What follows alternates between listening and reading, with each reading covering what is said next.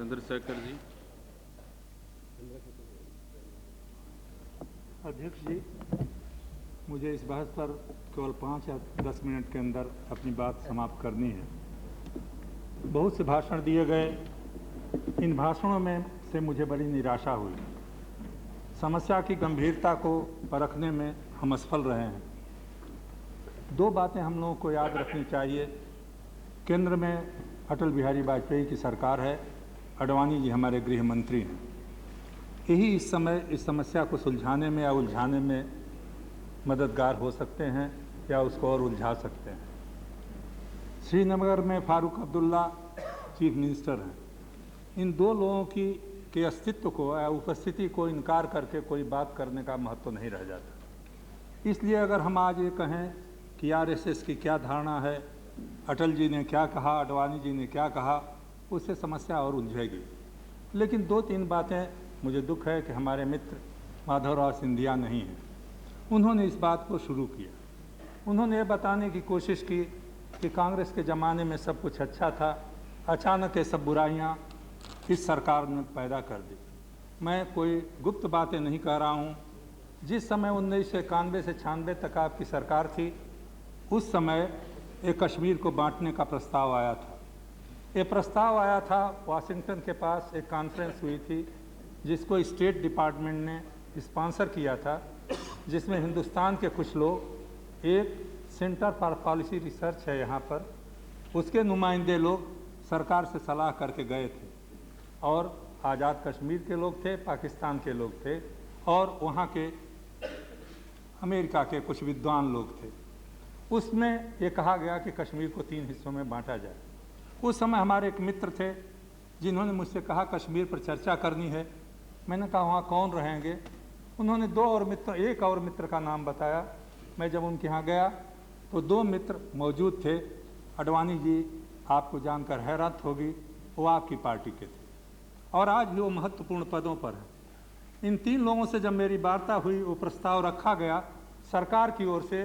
फिर रंजन दास जी, जब आपकी सरकार थी तो इन दोनों मित्रों ने उसका तुरंत अनुमोदन करना शुरू किया।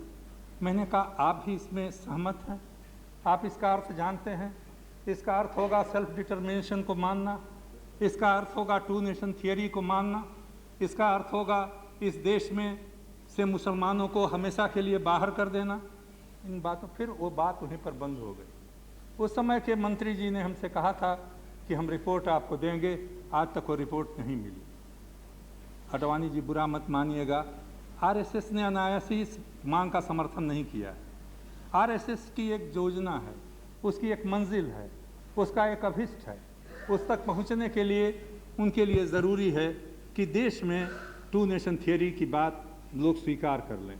ये जहाँ पर 2 नेशन थियरी की बात स्वीकार करके पाकिस्तान बना, वहाँ इस्लामिक स्टेट बन गई। अगर हिंदुस्तान में ये 2 नेशन थियरी नहीं मानी जाएगी तो यहाँ हिंदू स्टेट नहीं बनेगा। आपकी धारणाएँ नहीं हो सकती है। क्षमा करेंगे, मैं राजनीति का शास्त्र का एक विद्यार्थी होने के नाते आपसे कहना चाहता हूँ, आरएसएस के वरिष्ठ लोगों ने, बुद्धिजीवियों ने इस बात का समर्थन किया और वो रिपोर्ट आज दिल्ली में लिमिटेड सर्कुलेशन में है। वो रिपोर्ट छप करके कुछ लोगों के पास बंट रही है। जो लोग रिपोर्ट छाप रहे हैं, आज मैंने उनसे कहा कि उस रिपोर्ट को एक कॉपी हमको दे दो। कहा गया कि वो रिपोर्ट अंडर प्रिंट है। जब उस रिपोर्ट को मैंने एक वरिष्ठ मित्र के पास खुद देखा है और उसमें किसी हिंदुस्तानी का नाम नहीं लिखा है, नाम लिखा है स्टडी ग्रुप ऑन कश्मीर, और जिसमें सारे अमेरिकन का नाम है। वो लोग हिंदुस्तान आए हैं, आपकी सरकार के लोगों से मिले हैं, फारूक अब्दुल्ला से मिले हैं, कुछ वरिष्ठ लोगों से मिले हैं। तो जो हमारे मित्र मुलायम सिंह ने शंका प्रकट की, भाषा उनकी जितनी आक्षेपपूर्ण रही हो, लेकिन वो आशंका अपनी जगह पर अपना अस्तित्व रखती है। मैं आपसे कहूँगा गृह मंत्री जी, आप मेरी बात को अन्यथा मत लें, इसको सोच लें, इसके बाद में परख कर लें। और आज ऐसी संस्थाओं के बारे में हिंदुस्तान टाइम्स के एडिटोरियल पेज पर एक आर्टिकल निकली है जिसमें लिखा है, जिसकी हेडिंग है, उसमें पढ़ूंगा कुछ नहीं, rise of the robber intellectuals. ये रॉबर इंटेलेक्चुअल्स लोग इन रिपोर्टों को इस देश में फैला रहे हैं। ये अनायास नहीं हो रहा है। माफ़ कीजिएगा रंजन दास जी, 1991 में जब आप लिबरलाइजेशन कर रहे थे, उस समय इसी संसद में मैंने कहा था आज आर्थिक मामलों में हस्तक्षेप कर रहे हो, स्वीकार कर रहे हो, कल राजनीतिक मामलों में हस्तक्षेप स्वीकार करने के लिए तैयार रहो। आज हिंदुस्तान ऐसी जगह पर पहुंच गया है जब राजनीतिक मामलों में खुलेआम हस्तक्षेप हो रहा है। और मैं बड़े अदब से, बड़ी नम्रता से अध्यक्ष महोदय कहूँगा कि इसमें अगर हम आपस में विवाद और झगड़े करते रहे तो हम इन शक्तियों के खिलाफ कोई संघर्ष नहीं कर सकते, कोई इनमें विरोध नहीं कर सकते। बड़े बुरे संकट में हम लोग फंसे हुए हैं। फारूक अब्दुल्ला को मैं जानता हूँ, फारूक अब्दुल्ला को आप लोगों ने भी विवश किया है। फारूक अब्दुल्ला के रहते हुए हुर्रियत से बात करने का प्रस्ताव, बिना उनकी जानकारी में उनको छोड़ देना, उनसे ये भी नहीं वादा लेना कि वो कॉन्स्टिट्यूशन के अंदर काम करेंगे, ये सही बात नहीं थी।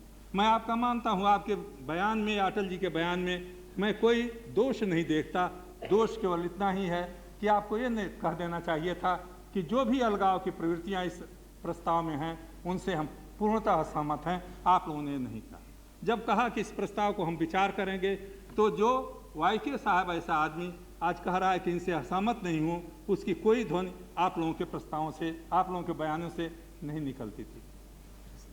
मामला पेचीदा है और इस पेचीदे मामले में गृह मंत्री और प्रधानमंत्री का बयान और पेचीदगी पैदा कर सकता है। उससे पेचीदगी पैदा हुई है। मैं ये भी आपसे कहूँ, कुछ ध्वनि निकली अमृतसर, चंडीगढ़ से, कुछ बातें, माफ़ करेगा वाईको साहब, चेन्नई से भी उठी, कुछ बातें आसाम के गुवाहाटी से उठी। ये सारी बातें जो हैं, और सोमनाथ जी कहने के लिए आपका मैं बड़ा आदर करता हूँ, क्षमा कीजिएगा, स्टेट एटॉनमी के नाम पर, इकोनॉमी स्वायत्तता के नाम पर इन प्रवृत्तियों को बढ़ावा देना देश के लिए खतरनाक कल साबित हो सकता है। मैं आपसे निवेदन करूंगा, बार बार कहा जाता है, मैं जानता हूं इसके लिए मेरी बड़ी आलोचना होगी, कहां से फेडरल गवर्नमेंट हो गई? ये तो यूनिटरी गवर्नमेंट है, यूनियन गवर्नमेंट है।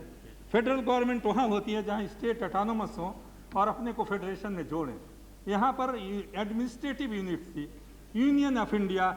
ऑल ऑफ ए सडन अचानक हमारे बुद्धिजीवियों ने, कुछ राजनीतिक नेताओं ने फेडरेशन, और रोज फेडरेशन की बातें मैं सुनता रहा हूँ, लेकिन आज इन बातों को कहते समय, शब्दों को इस्तेमाल करते समय हमें अधिक सचेत, सजग और चेतन होना चाहिए। कल हमारे गले की फांसी बन सकते हैं, ये बात याद रखिए। वाईको साहब, मैं आपसे सहमत हूँ, राज्यों को अधिक स्वायत्तता मिलनी चाहिए वित्तीय मामलों में, लेकिन आज राज्य जा करके विदेशी सरकारों से धन ले आते हैं और केंद्र की सरकार पर आप रोज दबाव डाल रहे हैं। इसमें आप काउंटर गारंटी दो, काउंटर गारंटी वित्त सरकार के लिए आप केंद्र सरकार से लोगे और जा करके अधिकार आपको होगा जब मांग करोगे। ये देश एक नहीं रह सकता, ये देश एक नहीं चल सकता। एक है गरीब देश है, गरीब राज्य हैं, उनको कहाँ से पैसा आएगा?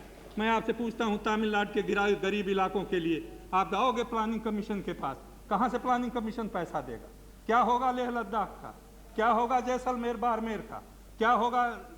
हमारे मित्र संगमा साहब चले गए, वो भी उन्हीं भावनाओं को कह रहे थे और रोज कहते हैं नॉर्थ ईस्टर्न स्टेट्स को अधिक से अधिक उनको पैसा मिलना चाहिए।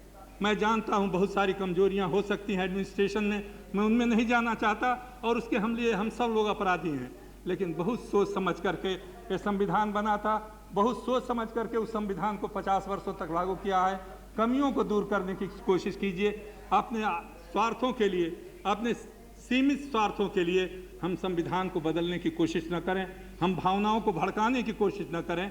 आप याद रखिए, एक उदाहरण मैं देता हूं अध्यक्ष महोदय, कहीं मेरे मित्र कहीं ये न कह दें मैं सरकार का समर्थन कर रहा हूं। एक बार सरकार ने बहुत पहले ये तय किया नेचुरल कैलेमिटी फंड बनेगा, अगर कहीं भी प्राकृतिक आपदा होगी तो वहाँ पर पैसा दिया जाएगा केंद्र सरकार की ओर से।